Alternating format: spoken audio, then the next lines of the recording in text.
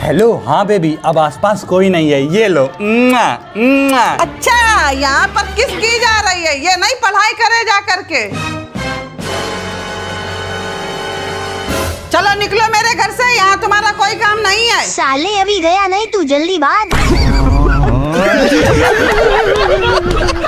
A few moments later. Mummy ने ये बहुत गलत किया, अब मैं क्या करूं? अरे 1 मिनट, ये क्या पड़ा है? क्या 3 करोड़ की लॉटरी?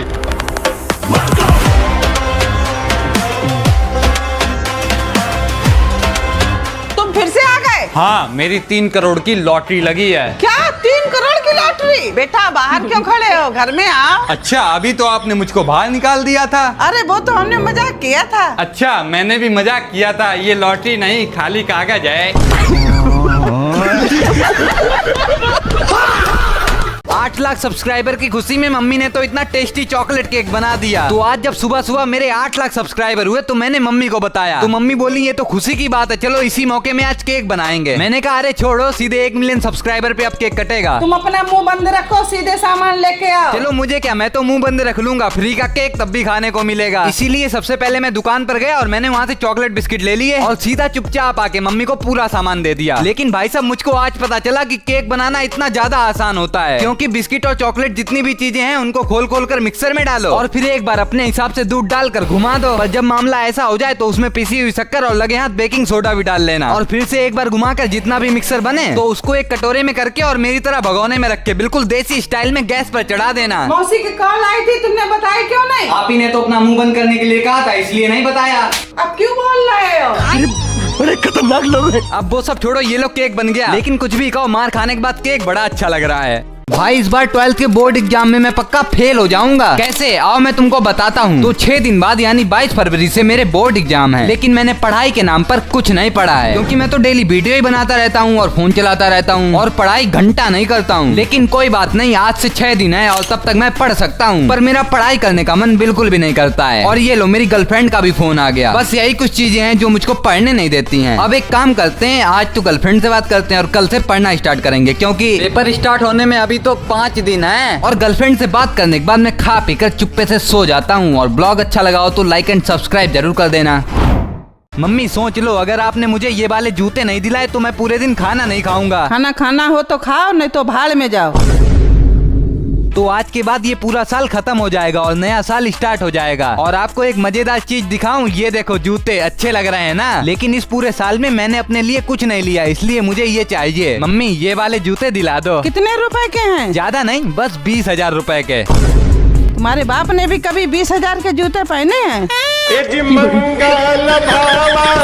इसका मतलब आप मुझे जूते नहीं दिलाओगी? नहीं। ठीक है, मैं भी पूरे दिन खाना नहीं खाऊंगा। चलो आज खाना नहीं बनाना पड़ेगा।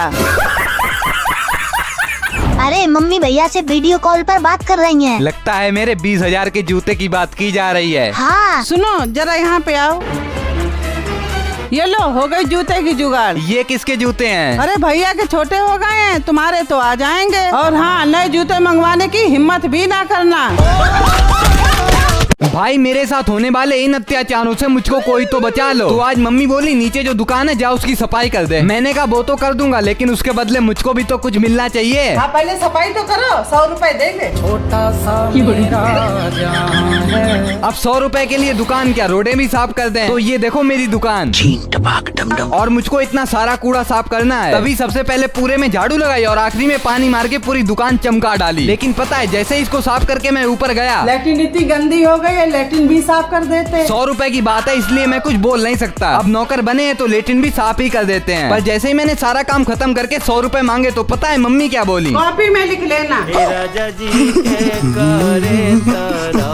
सही बताओ, मम्मी की इतनी उधारी बाकी है कि उन रुपए से मैं एक अच्छी सी कार खरीद लूं। वैसे ब्लॉग अच्छा लगे तो आज एक लाइक एंड सब्सक्राइब तो कर ही देना। फाइनली मैंने आज अपने मन की बाइक बुक कर दी। तो कल मैंने एक जगह स्कूटी भी देखी थी और बाइक भी देखी थी, लेकिन उनमें से मुझे कुछ पसंद नहीं आया। तो तभी इसीलिए मैं भाई के साथ दूसरे शोरूम में आ गया। पर यहाँ पर इतनी सारी बाइक को देखकर हम लोग कंफ्यूज हो गए कि लिया क्या जाए। तो मैंने सोचा बाइकों को चला के देख लेते हैं, खुद ही समझ आ जाएगा। और क्या, तभी ये बाइक तैयार हुई और इसमें पेट्रोल डाल दिया गया। बाकी मैंने बहुत तेज भगाई। अब चलाने में मुझको ये अच्छी तो लगी पर मुझको समझ नहीं आई। लेकिन तभी मेरी आंखें गई इस बाइक के पास। मैंने कहा ओए होए, दिल आ गया इसके ऊपर, बिल्कुल बुलेट की छोटी बहन लग रही है। मैं बोला आप ये चलवाओ एक बार। उन्होंने बिना मना किए हुए चलवाई और सही बता रहा हूँ इस बाइक में मुझको मजा आ गया भाई। अब बताओ, एक आंटी आई और वो मुझसे आगे भगा के चली गई। मैंने कहा आज तक स्कूटी से कोई नहीं जीत पाया, हम क्या जीतेंगे। बाकी ये बाइक मैंने फाइनल कर दी, कल इसको खरीदेंगे। कमेंट करके बताओ आपको अच्छी लगी है कि नहीं। वैसे ब्लॉग अच्छा लगे तो लाइक कर देना। मैंने सोचा नहीं था कि मैं घर पर मांझा बनाऊंगा और फिर पतंग काटने में इतना ज्यादा मजा आएगा। तो अभी कुछ दिन पहले मैंने घर पे पतंग बनाई थी और उस पतंग को उड़ाने में बहुत ज्यादा मजा भी आया था। लेकिन मैं सोच रहा हूँ कि मैंने कभी घर पर मांझा नहीं बनाया, इसीलिए तो आज मांझा बनाते हैं। जिसके लिए मैं दुकान से थोड़ी सी कांच और फेविकोल ले आया और घर पे आके इस कांच को तोड़ा और एक कपड़े में डाल के पत्थर की मदद से इसका पाउडर बना दिया। उसके बाद इस पाउडर में फेविकोल मिला के इस मांझे का लेप तैयार कर लिया। बाकी जल्दी से धागे को दोनों तरफ से बांधा और धीरे धीरे चारों तरफ इस लेप को लगा के देखो तैयार हो गया अपना खतरनाक वाला मांझा। अबे ये भाई वाला मांझा है ना जिससे तेरी एक्स ने तेरा काटा था।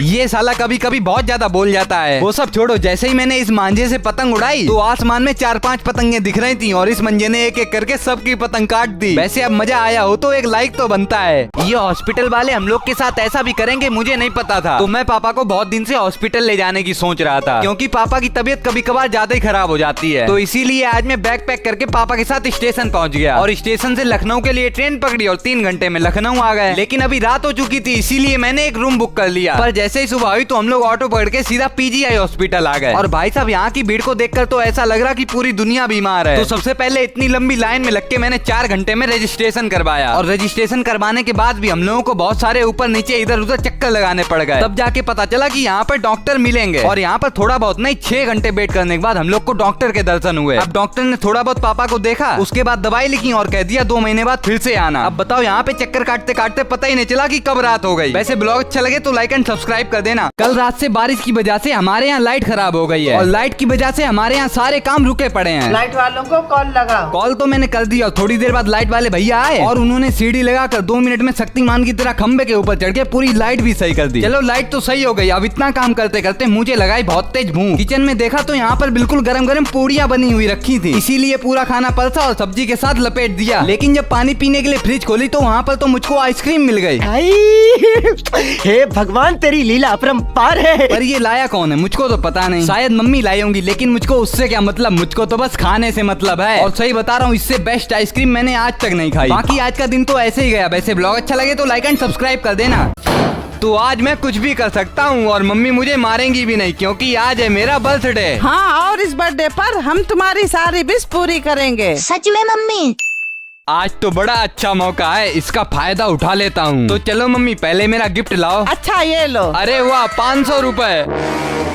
क्यों बे, तू मेरी मम्मी से बहुत मार करवाता है ना। मम्मी इसको घर से बाहर निकाल दो। अरे मम्मी ऐसा मत करो।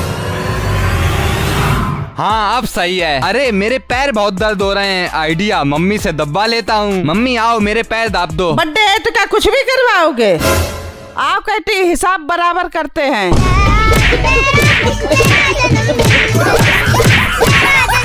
लो हो गया जन्मदिन। पूरी वीडियो देखने के लिए जल्दी से यहाँ पर दबाओ। भाई आज इस भयंकर गर्मी में स्विमिंग पूल गया और वहाँ पर बहुत सारे मजे किए। तो मेरी जिंदगी और स्विमिंग पूल एक जैसा है भाई साहब। जब कोई चाहता है मूत कर चला जाता है। वो सब छोड़ो, आज मैं अपने दोस्तों के साथ स्विमिंग पूल जा रहा हूँ। स्विमिंग पूल मत जाओ, वहाँ लोग टॉयलेट करते हैं। ये मम्मी बिना कुछ भी बोलती हैं, तो जल्दी से ऑटो पकड़ा और टिकट लेकर आ गए सीधा स्विमिंग पूल में। और भाई साहब बिल्कुल सही बता रहा हूँ, मुझको इतने गहरे पानी से बहुत ज्यादा डर लगता है। आप खुद ही देखो, पहली बार कूदने में मेरी इतनी ज्यादा फट गई कि शायद ही कोई इसको सिल पाएगा। बाकी बस डर तो पहली बार ही लगता है, फिर तो गाजर का हलवा हो जाता है। उठाओ और सीधा खा जाओ। भाई कहाँ जा रहे हो? भाई टॉयलेट करने जा रहा हूँ। लेकिन भाई टॉयलेट तो उधर है, इधर तो स्विमिंग पूल है।